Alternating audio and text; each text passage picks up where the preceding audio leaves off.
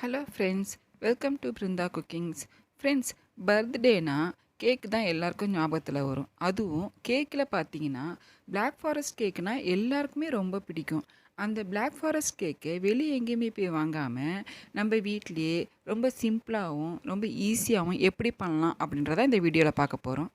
இந்த கேக் பண்ணுறதுக்கு ஒரு கப்பு அளவு மைதா மாவு எடுத்திருக்கேன். அதாவது கிராம் கணக்கில் சொல்லணும்னா 250 கிராம் மைதா எடுத்திருக்கேன்.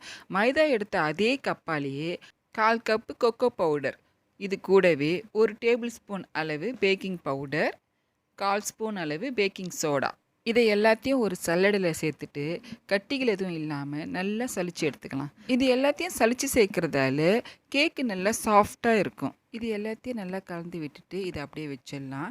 ஒரு மிக்சி ஜாரில் 1/2 கப் ஐசிங் சுகர் எடுத்திருக்கேன். இது ஐசிங் சுகர் வேறு ஒன்றும் இல்லை, 1/2 கப் சர்க்கரையில் 2 ஸ்பூன் கார்ன்ஃப்ளவர் போட்டு நல்லா மிக்சியில் பவுட்ரு பண்ணி வச்சுக்கிறது தான்.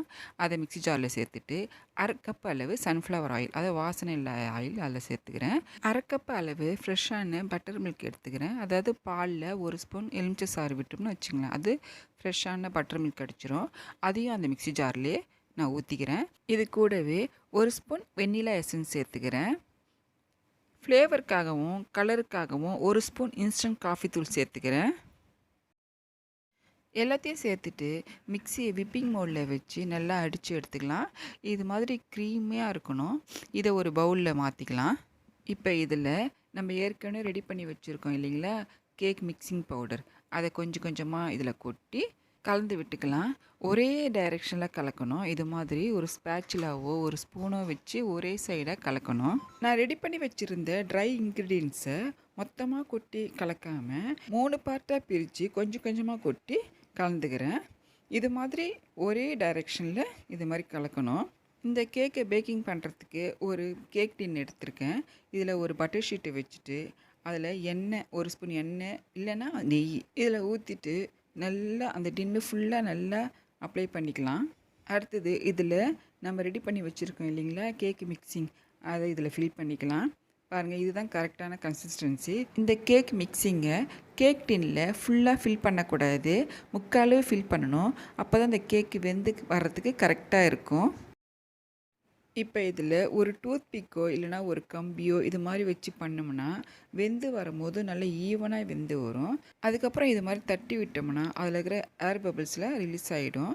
கேக்கு பேக் பண்ணுறதுக்கு நான் ஒரு குக்கர் எடுத்திருக்கேன். இந்த குக்கரை ஒரு 10 நிமிஷத்துக்கு ப்ரீ ஹீட் பண்ணிக்கலாம். அதாவது லோ ஃப்ளேமில் வச்சு ஒரு 10 நிமிஷத்துக்கு ப்ரீ ஹீட் பண்ணிக்கலாம். 10 நிமிஷத்துக்கு அப்புறம் குக்கர் சூடாயிடுச்சு. இப்போ நம்ம ரெடி பண்ணி வச்சுக்கிற அந்த கேக் டின்னை இது உள்ளே வச்சிடலாம்.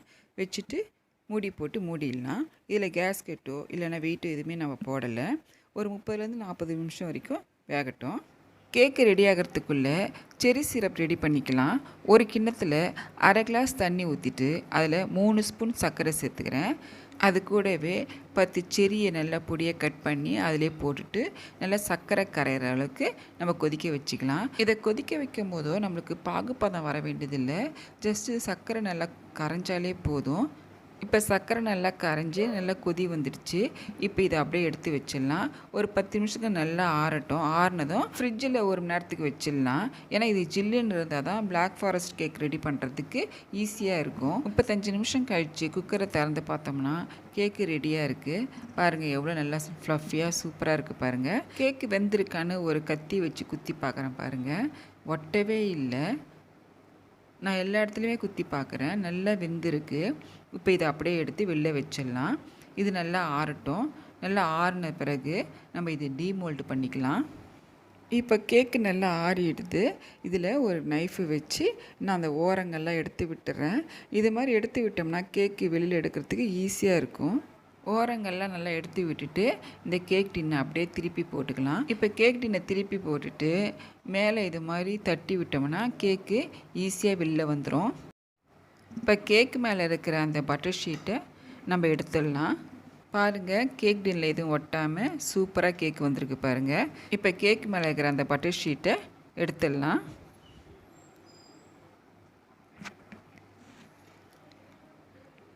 பாருங்கள், கேக் எவ்வளோ சூப்பராக இருக்குது பாருங்கள். நான் நல்லா அழுத்தி கொடுக்குறேன் பாருங்கள், எவ்வளோ சாஃப்டாக இருக்குது பாருங்கள்.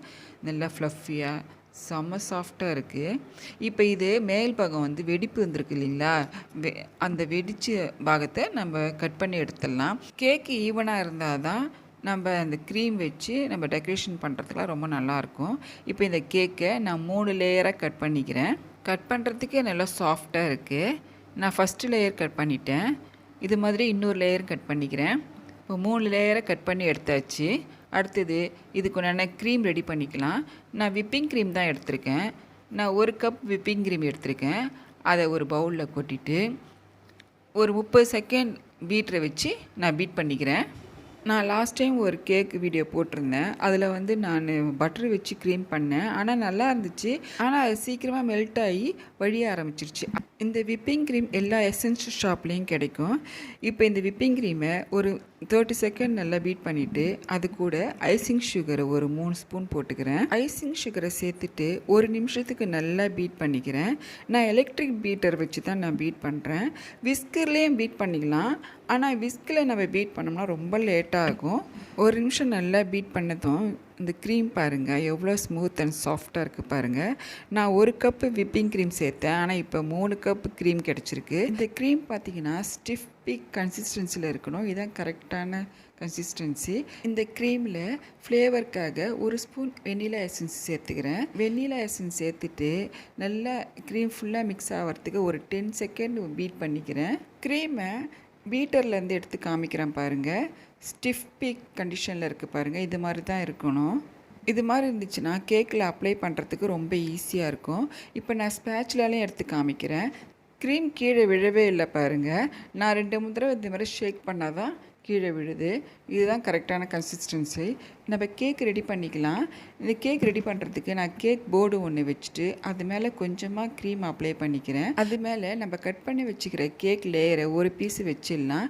ஏன் நம்ம க்ரீமை வச்சுட்டு அதுக்கப்புறம் கேக்கு வைக்கிறோம்னா இந்த கேக்கு நகராமல் இருக்கிறதுக்காக தான் அந்த க்ரீம் கீழே வச்சுட்டு நம்ம கேக்கு வைக்கிறோம். இந்த கேக் லேயர் மேலே ரெடி பண்ணி வச்சுருக்கோம் இல்லைங்களா செரி சிரப், அது நல்லா ஃபுல்லாக அப்ளை பண்ணிக்கலாம். செரி சிரப் நல்லா அப்ளை பண்ணதும் அதுக்கு மேலே இந்த க்ரீமை வச்சு க்ரம் கோட் பண்ணிக்கலாம். இது மாதிரியே 3 லேயரையும் அடுக்கி ரெடி பண்ணிக்கலாம். இப்போ பார்த்திங்கன்னா எல்லா லேயரையும் ரெடி பண்ணிட்டேன். இப்போ பாருங்கள் பர்ஃபெக்டாக ஃபுல்லாக க்ரீம் கொடுத்து கோட் பண்ணியாச்சு. கேக்கு ஃபுல்லாகவே நல்லா க்ரீமை வச்சு அப்ளை பண்ணியாச்சு. இதை 1 மணி நேரம் ஃப்ரிட்ஜில் வச்சு அதுக்கப்புறம் எடுத்துடலாம். இப்போ 1 மணி நேரத்துக்கு அப்புறம் இதை எடுத்து நான் இது மாதிரி ஒரு டிசைன் போட்டுக்கிறேன். ஏன்னா ப்ளெயினாக இருந்தால் நல்லா இருக்காது இல்லைங்களா. இப்போ இது மாதிரி ஒரு டிசைன் போட்டுனா இது மாதிரி ஒரு லைன்ஸ் மாதிரி இருக்கும்.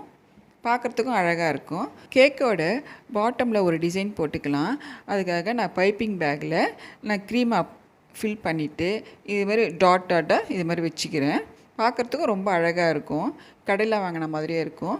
கேக்கோட மேல் பகுதியிலையும் இது மாதிரி ஒரு ரோஸ் மாதிரி நான் பைப்பிங் பேக்லேயே ஒரு டிசைன் போட்டுக்கிறேன். சுற்றி டிசைன் போட்டேன். நடுவில் பார்த்தீங்கன்னா கேப்பாக இருக்குது. அதனால் அந்த கேப்பில் ஃபில் பண்ணுறதுக்கு நான் கேட்பரிஸ் சாக்லேட்டை இது மாதிரி துருவி எடுத்துருக்கேன். இந்த துருவின சாக்லேட்டை நடுவில் இது மாதிரி தூவி விட்டுக்கலாம். இதிலே வந்து டார்க் சாக்லேட் இருக்குது. அதை கொடுத்தீங்கன்னா இன்னும் டார்க்காக நல்லாயிருக்கும். என்கிட்ட அந்த சாக்லேட் இல்லை. அடுத்தது ரோஸ் மாதிரி டிசைன் போட்டிருக்கோம் இல்லைங்களா, அந்த ரோஸில் எல்லாத்துலேயும் செரியை வச்சிடலாம். இந்த செரியை வச்சா தான் இந்த பிளாக் ஃபாரஸ்ட்டுக்கான எஃபெக்ட் சூப்பராக கிடைக்கும். கேக்கோட சென்டரில் ஒரு ரோஸ் டிசைன் கொடுத்து அது மேலே ஒரு செரி வச்சிடலாம். இந்த கேக்கு இன்னும் கொஞ்சம் அழகாக இருக்கிறதுக்கு என்கிட்ட sugar beets, golden sugar beets இருந்துச்சு. அதெல்லாம் இதில் கொஞ்சம் போட்டிருக்கேன் பாருங்கள். சூப்பராக இருக்குது பாருங்கள். கடையில் வாங்கின மாதிரியே அவ்வளோ சூப்பராக பர்ஃபெக்டாக இருக்குது. ஆக்சுவலாக இந்த கேக்கு பார்த்தீங்கன்னா என்னோடய சன்னோட பர்த்டேக்காக நான் பண்ணேன். என் சன்னோட பர்த்டேக்கு இந்த கேக்கு நானே செஞ்சு ரெடி பண்ணி கொடுத்தேன். எனக்கு ரொம்ப சந்தோஷமாக இருந்தது. வெளியில் வாங்கி கொடுத்தா கூட இவ்வளோ சந்தோஷப்பட்டிருக்க மாட்டேன். அதே மாதிரி என்னோடய சன்னும் ரொம்ப சந்தோஷப்பட்டாங்க. வீட்டில் இருக்கவங்க எல்லாருமே ரொம்ப சந்தோஷப்பட்டாங்க. நம்ம ஃப்ரெண்ட்ஸோட ரிலேட்டிவ்ஸோட பர்த்டே பார்ட்டி ஃபங்க்ஷனுக்கு இது மாதிரி கேக் ரெடி பண்ணி கிஃப்டாக கொடுக்கலாம். வெளியே வாங்கி கொடுக்குற பொருளுக்கு பதிலாக இது மாதிரி நாமளே செஞ்சு கொடுத்தோம்னா ரொம்ப சந்தோஷப்படுவாங்க. இப்போ இந்த கேக்கை நான் கட் பண்ணி காட்டுறேன் பாருங்கள். ஃபஸ்ட்டு இந்த கேக்கை என் சன்னு கட் பண்ணும்போது நான் வீடியோ எடுக்கலை. நாங்கள் எல்லோரும் ரொம்ப ஹாப்பியாக இருந்ததெல்லாம் நான் மறந்துட்டேன். அதனால் இதில் பாதி கேக் இருக்குது. அதெல்லாம் இந்த டைமில் நான் கட் பண்ணி காட்டுறேன். இந்த கேக்கை கட் பண்ணுறதுக்கே நல்லா சாஃப்டாக ஸ்மூத்தாக இருக்குது. பாருங்கள் இந்த கேக் எவ்வளோ சூப்பராக இருக்குது பாருங்கள்.